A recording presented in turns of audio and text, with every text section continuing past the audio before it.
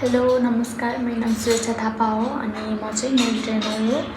अनि आज चाहिँ मैले नेलहरूको बारेमा केही डिटेलमा केही कुरा भन्न जाँदैछु। मेरो मेन मोटिभ चाहिँ बिगिनरहरूलाई टार्गेट गरेर गराइएको छ।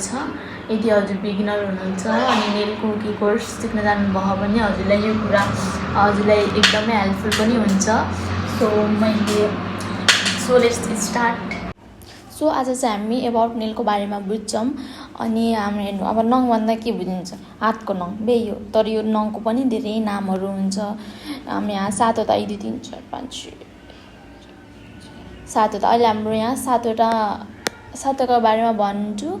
किनभने कि यो 7 नभएर अझै धेरै पनि हुन्छ, तर मेन भनेको हामीले यो 7 मात्र फोकस गरेर लिने हो।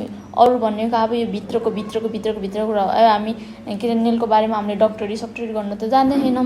हामी के अरे अपरेसन गर्ने होइन, भित्रको थाहा भएर हामी सिम्पली जुन हामीले नलेज हामीलाई जुन चाहिन्छ नि त्यो मात्र नलेज लिने हो।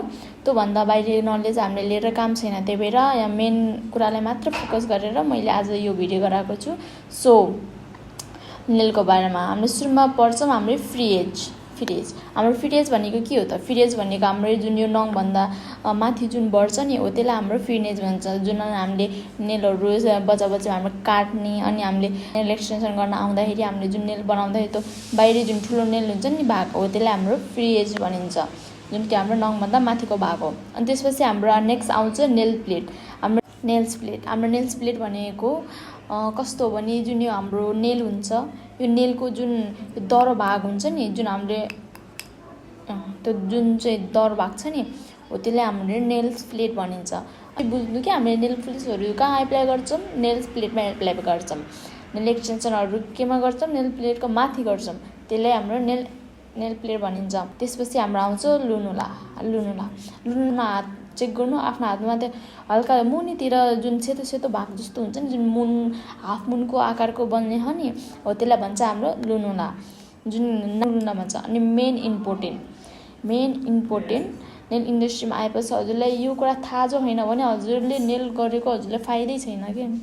भनेपछि हजुर क्युटिकल भनेको हाम्रो नेलमा सबैभन्दा मोस्ट इम्पोर्टेन्ट र सेन्सिटिभ रोल खेल्ने भनेको हाम्रो क्युटिकल भनेको कस्तो भने हजुरको हात हेर्नु, हातको जुन तलको जुन भाग छ नि, तलको भाग जुन चप्कियो नि नेल प्लेटमा चप्केर जुन त्यो के नचाहिने जस्तो जस्तो हाम्रो हातले हल्का फोहोर देखाउने या प्रोटेक्ट गर्ने, अनि यसो हेर्दाखेरि हाम्रो हात अलिक फोहोर देखाउँछ तर त्यो हाम्रो प्रोटेक्ट गर्छ त्यसले हाम्रो नेललाई। त्यो भनेको हाम्रो क्युटिकल हो। यसले सबैभन्दा मोस्ट इम्पोर्टेन्ट रोल खेलेको छ नेल सेक्टरमा। त्यसपछि आउँछ हाम्रो नेल ग्रुप। नेल ग्रुप चाहिँ के हो भने हाम्रो नेल र मासुको जुन बिचको जुन त्यो रेखा हुन्छ नि, जुन लाइनहरू हुन्छ नि हो त्यसलाई हाम्रो के भन्छ? Nail groups. अनि त्यसपछि आउँछ हाम्रो नेल वाल। ओभियसली वाल भनेको के हो? हाम्रो भित्ता हो। जुन नेल वाल भनेको नङको भित्ता, नेल वालले गरेर चाहिँ हाम्रो नेलको सेपहरू बनेको छ। हाम्रो नेक्स्ट छ nail bed. Okay, nail bed भनेको चाहिँ के हो? नेल बेड भनेको हाम्रो नेलको भित्रको जुन बेडसिट हुन्छ नि, जुन पिङ्क हुन्छ, कस्तो नङ हाम्रो पिङ्क बेडसिट छ भन्छौँ नि हो त्यसलाई नेल बेड भन्छ। हाम्रो जस्तो पिङ्क वाइट रेडी हुन्छ त्यसलाई हाम्रो नेल बेड भनिन्छ। अनि हाम्रो त्यसपछि आउँछ म्याट्रिक्स। मलाई लेख्न बिर्सेको रहेछु। म्याट्रिक्स त्यस्तो इम्पोर्टेन्ट छैन, तर त्यो हाम्रो हजुरहरूको जुन नङ हुन्छ नि, नङको त्यो भित्रको वाला भागबाट देखाइएको थियो त्यो म्याट्रिक्स भनेको त्यो क्युटिकलको तलको भित्रको भाग भनेर बुझ्नुभयो, राम्रो हुन्छ। त्यस्तो इम्पोर्टेन्ट छैन। अनि हजुरलाई कन्फ्युज लाग्ला, एउटै नाम छ फेरि त्यसलाई नेल बेड पनि भन्यो, फेरि एउटैलाई नेल प्लेट भनेर त्यस्तो हुनुहुन्छ भने कन्फ्युज नहुनु। यतातिरको हाम्रो इनर लेयर हो भने उतातिरको हाम्रो आउटर लेयर हो। हाम्रो आउटरमा हाम्रो सर्फेसवाला एक्सप्लेन गरिदिन्छु भने इनरमा मैले त्यो नङको भित्रको लागि के भनिन्छ भनेर हो त्यो इनर लेयरमा मैले एक्सप्लेन गरिदिन्छु। त्यही भएर कन्फ्युज नहुनु। आउटर लेयर भनेको हाम्रो जुन नङको माथिबाट देखिने हो भने इनर भनेको हाम्रो नङको भित्र देखिने हो। आज नेलको बारेमा यति नै। अरू भिडियोमा अरू एपिसोडहरूमा हजुरहरूलाई अपडेट दिइराख्छु। मैले हजुरहरूलाई आर्टहरू कसरी गर्ने यिनीहरू सब अपडेट दिइराख्छु। हजुरले घरै बसी पनि अब नेलहरूको सामानहरू लिएर सबै नोटहरू गरेर अनि प्र्याक्टिस गरेर पनि हजुरले गर्न सक्नुहुन्छ।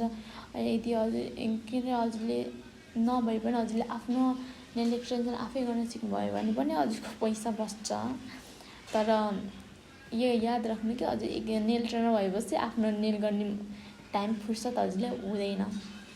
एन्ड हजुरले पछि आफै गर्दा आफूले पनि बुझ्नुहुन्छ किन हुँदैन भनेर हजुरले त्यसो गर्न पनि मन लाग्दैन।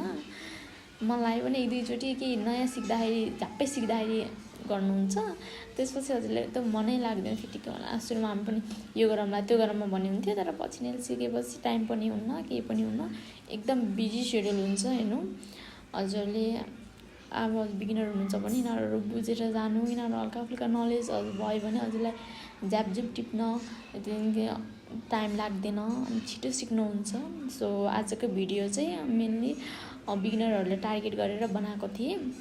सो यति नै गाइस, आजलाई यति। अब नेक्स्ट भिडियोमा म नेक्स्ट भिडियो इन्ट्रेस्टिङ भिडियोहरू अब नेलहरूको बारेमा, नेल डिसअर्डर कसरी हुन्छ कस्तो हुन्छ अनि हेल्दी नेल भनेको के हो भनेर यिनीहरू सबहरू मैले हजुरलाई 1 by 1 एपिसोडहरू दिन्छु। सो आजलाई यति, बाई।